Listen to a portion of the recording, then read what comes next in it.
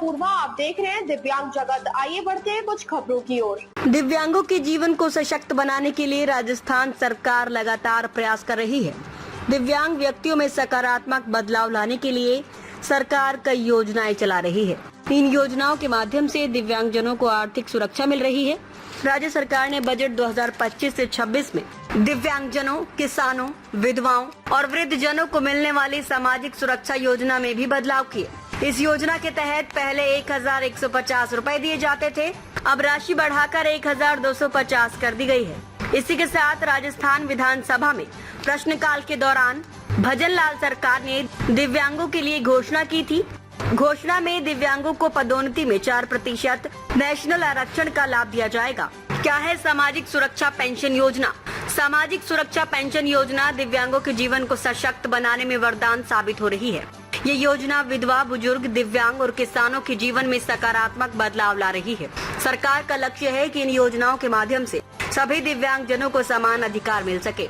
कैसे करें लाभार्थी सत्यापन? सामाजिक सुरक्षा पेंशन योजना में लाभार्थी ई मित्र केंद्र पर बायोमेट्रिक के जरिए स्वीकृतकर्ता अधिकारी द्वारा या एंड्रॉइड मोबाइल ऐप के माध्यम से सत्यापन करा सकते हैं। जाने आवेदन की प्रक्रिया। इस योजना का लाभ उठाने के लिए दिव्यांगों के पास लाभार्थी का नाम, पता, माता पिता का नाम और जन्म तिथि सत्यापित करने हेतु आवश्यक दस्तावेज आधार कार्ड, मतदान पहचान पत्र, राशन कार्ड, पैन कार्ड, आय प्रमाण पत्र, जन्म प्रमाण पत्र, फोटो और हस्ताक्षर इत्यादि होने आवश्यक है। इन लोगों को मिलेगा योजना का लाभ। इस योजना में 40% या उससे अधिक अपंगता से ग्रस्त होने वाले दिव्यांग इस योजना के अंतर्गत आवेदन कर सकते हैं। सुनिए क्या कहा दिव्यांग जगत के संपादक उत्तम जैन ने। साथियों नमस्कार, स्वागत है आप सभी का दिव्यांग जगत पे। एक विशेष जानकारी आपके लिए फिर लेकर के आया हूं। आपको तो पता ही है राजस्थान में दिव्यांगों को कितनी पेंशन मिलती है, और गुड न्यूज भी आपको इस वीडियो के साथ दूंगा। बहुत छोटी सी जानकारी है। राजस्थान में दिव्यांगों को अभी वर्तमान में राजस्थान सरकार के द्वारा 1250 रुपए दिए जा रहे हैं, और लगभग जून के महीने में अधिकतर बैंक अकाउंट्स में दिव्यांगों की पेंशन 1250 रुपए उनके खाते में आ चुकी है। ये 1250 रुपए का गणित समझने के लिए आपको थोड़ा सा मेरी बात को ध्यान से सुनना होगा। राजस्थान सरकार ने घोषणा की थी बजट के अंदर कि दिव्यांगों की पेंशन बढ़ाई जाएगी। हालांकि जितनी घोषणा हुई थी उतना पेंशन सरकार नहीं बढ़ा पाई है। इसको हम कह सकते हैं ऊंट के मुंह में जीरा।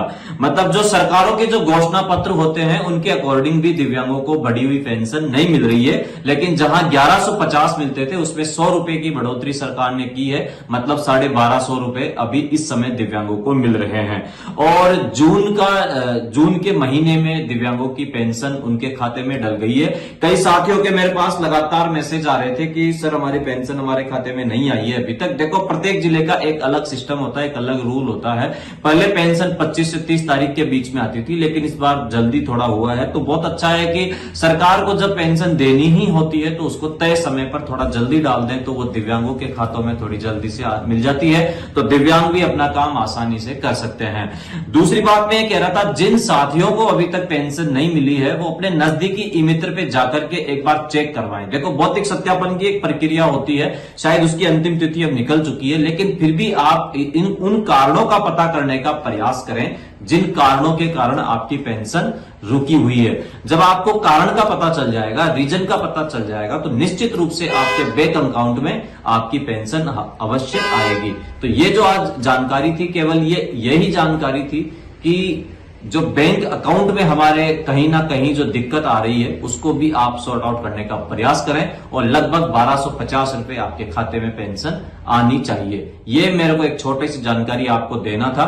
फिर भी अगर किसी की नहीं आ रही है तो वो कमेंट बॉक्स में अपनी बात को रखें कि कितने महीनों से उसकी पेंशन नहीं आई है और उसने ट्राई किया क्या। मतलब वो समाज कल्याण के ऑफिस या ई मित्र कहीं पर भी जाकर के उसने ट्राई किया या नहीं किया कि उसकी पेंशन किन कारणों से बंद है। धन्यवाद। अगर जानकारी आपको अच्छी लगी हो तो वीडियो को अधिक से अधिक लोगों तक आप अवश्य शेयर करें। Thank you. अब तक के लिए बस इतना ही। आगे खबरों को देखने के लिए हमारे चैनल को लाइक करें, शेयर करें, सब्सक्राइब करें। नमस्कार।